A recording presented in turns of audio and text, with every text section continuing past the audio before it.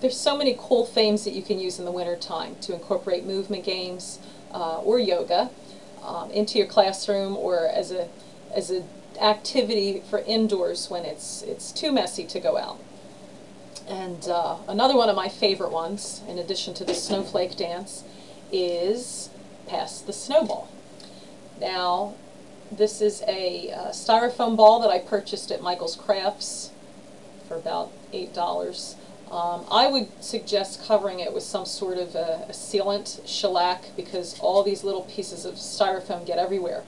But the idea of the game, and it's a good sensory, tactile sensory exercise, is similar to the musical chairs type game where the children sit in a circle and pass the ball around, and when the music stops, whoever has the ball, in this case, I don't make them go out, I make them stand up and do a yoga pose, or I make them answer a question, or I make them tell what their favorite food is, some sort of theme that we've selected prior to starting the game.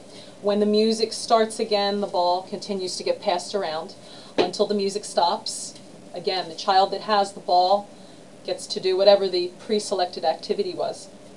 Another way to add a little bit of an extra sensory aspect and challenge is to have the children pass the ball using their feet.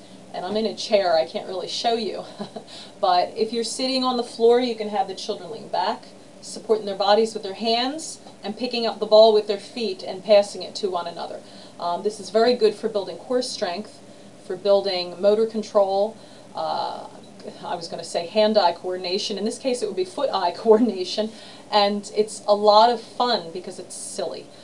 So they can pass the snowball with their feet. When the music stops, the person who has the snowball tells what their favorite food is or their favorite snowy day activity. Really, the possibilities are limitless with something this simple. You can incorporate any classroom theme, anything that the children like. It can also be adapted to any ability. This can be modified for children with physical challenges. They could just roll the ball with their feet, or they can hold it between their knees. There's a million things that you can do with this. So I hope that this adds to your repertoire of indoor winter activities.